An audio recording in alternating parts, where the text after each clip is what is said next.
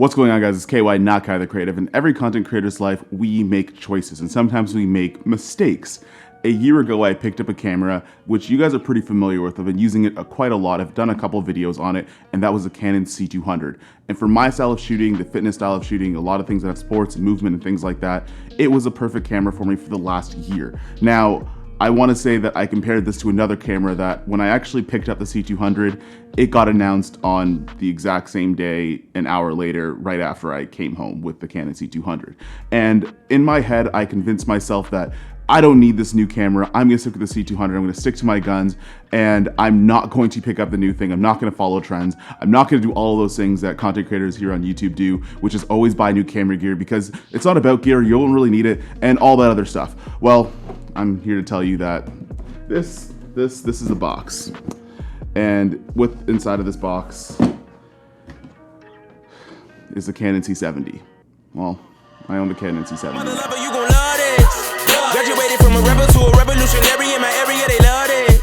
I'm a wreck it like I'm revving the engine, heaven's ascension, every dimension, give me attention, look at my soul, look at my heart. Now, let's get into the Canon C70, what it is, and why exactly did I get this camera. Now, the Canon C70 is a more affordable cinema camera offering that Canon's been offering since 2020. Ironically enough, when I got the C200, I came home to this announcement about an hour after unboxing that video and talking about getting the C200 in general. In my head, I thought about it and I said, you know what, I want the raw output, I want that full cinema camera look and feel, so I'm gonna stick to the Canon C200, I'm gonna give it a year, use it, and if I hate it, I will sell it and I will go and pick up the C70. Now, a year later, there's a lot of things I love about the C200, but the Canon C70 fits my needs a lot more after further research. Now, some of the features that the Canon C70 has for my particular shooting style is one, it has 4K 120 frames a second, it has 4K 60, it has 4K 24 frames a second, and it also has a multitude of shooting modes, which are the two features that I'm really attracted to in this particular camera.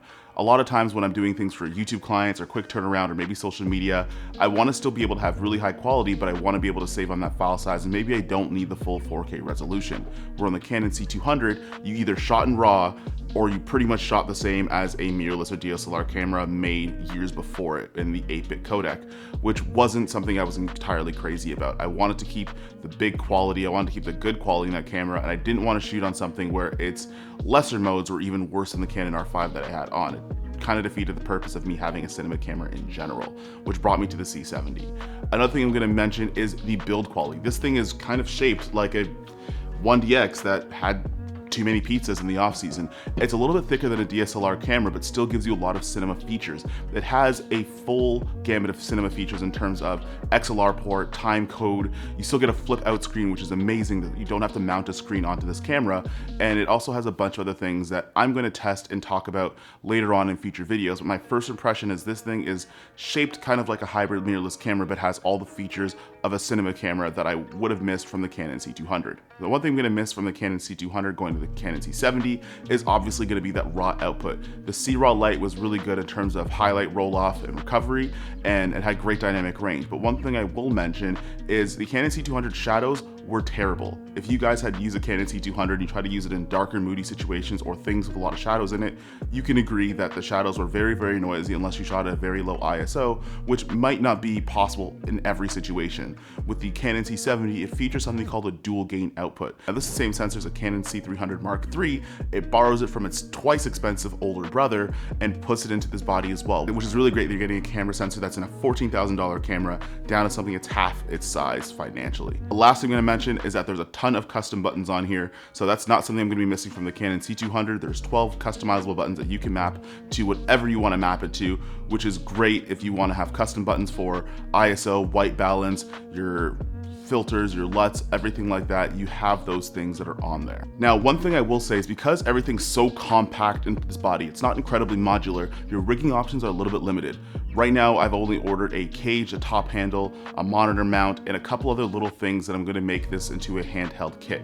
Now, what's really great about it also that everything is compact, which is the nice side, is that you can pretty much get this started right away. There's not a lot of things you have to put on there to rig out. Now, I've used the Pocket Cinema 4K, and I've also used the Canon C200, and the Pocket Cinema 4K, you have to spend almost as much as what you paid for just in rigging accessories just to get the camera working, which gets a little bit annoying over time. And in the Canon C200, you still have to mount the monitor and mount other things on it just to get it to start working, which can get annoying. It could add to more setup time.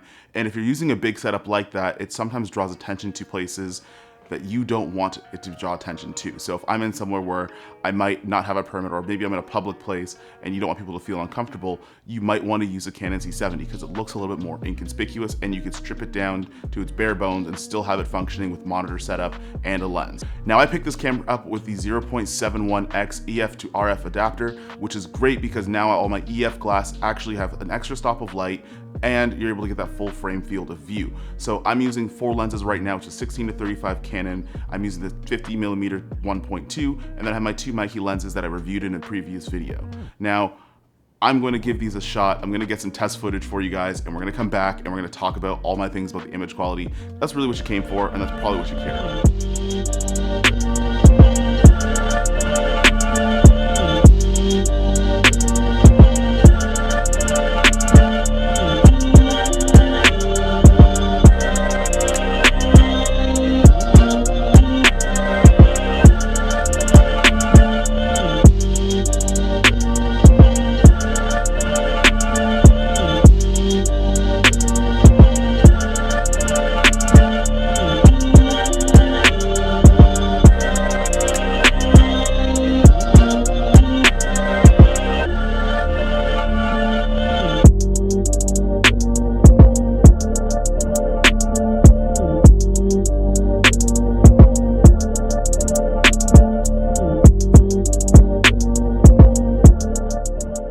Alright, so that's a little bit of test footage for you guys if you guys want to check out some of the capabilities of the Canon C70. So my initial thoughts is just on the camera form factor itself, it's a great shaped camera. If you're somebody that does run and gun and you want to dress your camera up or you want to dress it down, the Canon C70 is a fantastic shooter of a cinema camera.